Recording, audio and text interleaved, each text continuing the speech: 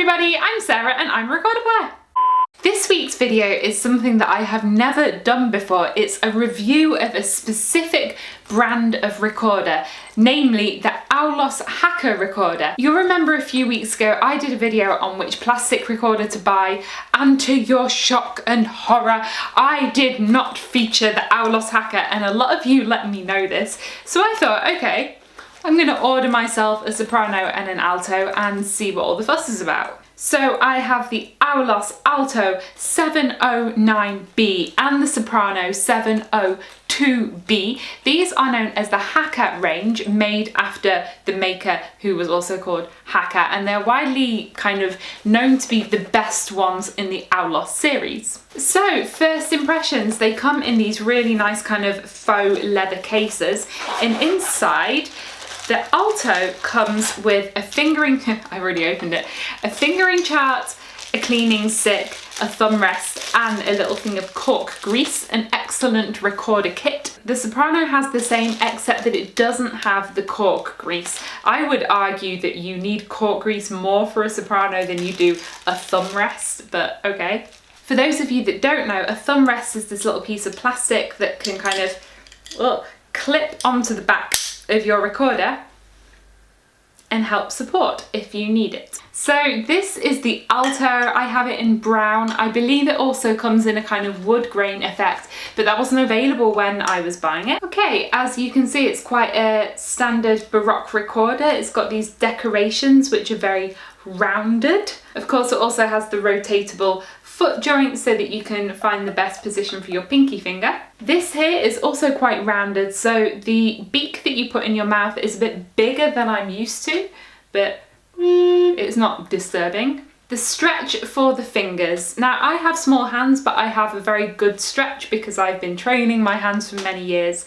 It feels like the middle and the ring finger of my right hand are very close together, and the first finger is a bit further apart, if you can see that. It's more exaggerating, it's more like this than like equal. And the left hand, that feels like a very good normal stretch that I'm used to.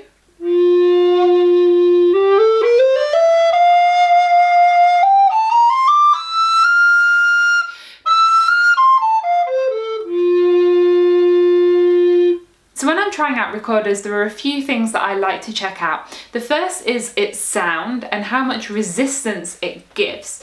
So let's try low down.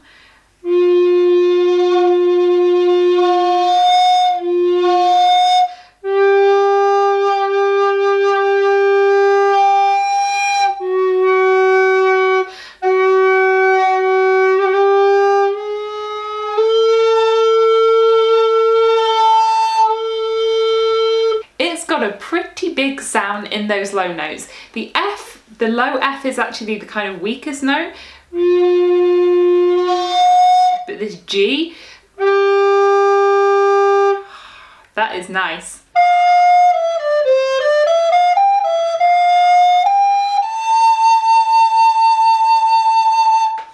You can play loud on this instrument. It does start to get a bit of that like edge that plastic recorders tend to get.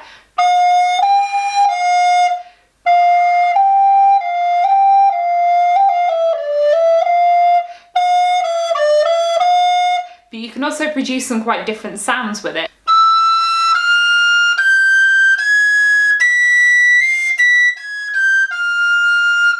And it speaks really nicely and clearly in the highest register. Sorry about your ears. It's also really important to test out these notes with articulation as well, to check that they don't crack.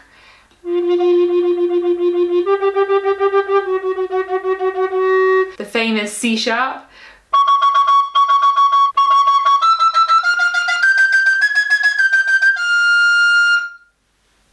The response is good. You have to use quite a lot of air to get the best result, in my feeling, but so long as you blow a lot, it's gonna be really speaking well, not like I'm doing. Here are the two pieces that I always play to check the kind of sound of the instrument.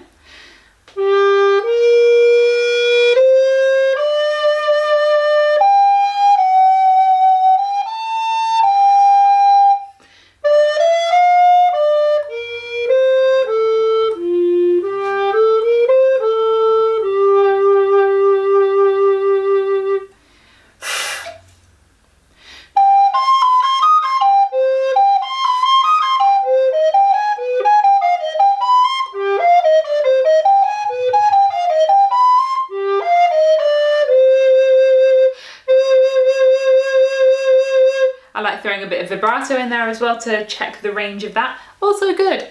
Okay, tuning. For tuning, I like to use a mixture of fifths and octaves.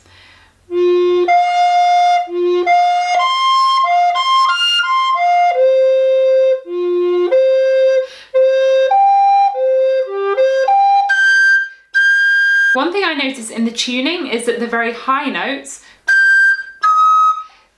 with an optional finger 7, for this instrument you don't need finger 7. If you use it with this recorder, it will be too low. In general, the tuning is also very good for some of the high notes, in particular this A. I have to blow quite softly, but that's a very common recorder thing, that the high notes you come down a bit and the low notes you bring out. Okay, sound, response, tuning. Let's try a few effects on it.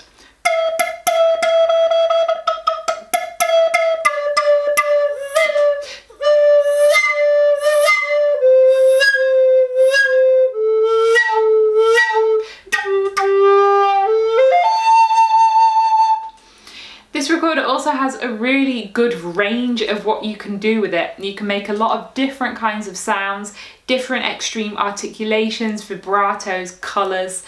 I'm impressed. I'll actually confess this isn't the first time I play this instrument. I had a concert with it last week outside, and I have to say this was the coldest concert I'd ever played. It was windy, it was raining, it was freezing, and this plastic recorder coped really well.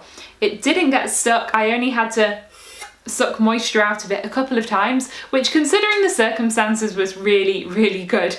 Okay, I'm gonna have a little look at the soprano as well. In general, these big names like Aulos, Yamaha and what have you tend to be very consistent. So if I'm happy with that alto, I'm expecting to be happy with the soprano. Same colour, same style, it's very light.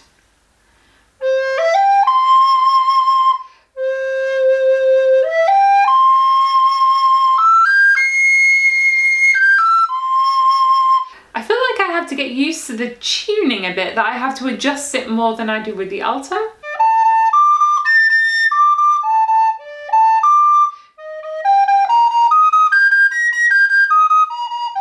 Like with the alto, I feel like for, you know, B flat or E flat, I would prefer the fingering with number 4 rather than 5 or 6.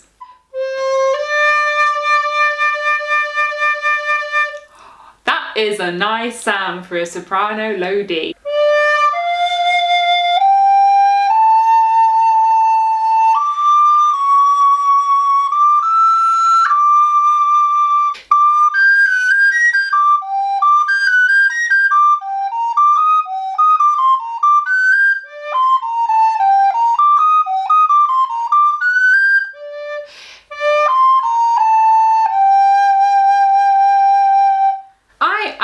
Impressed with the soprano. It has a rich, full, low register and a nice, clean, high register that doesn't sound too shrill or piercing.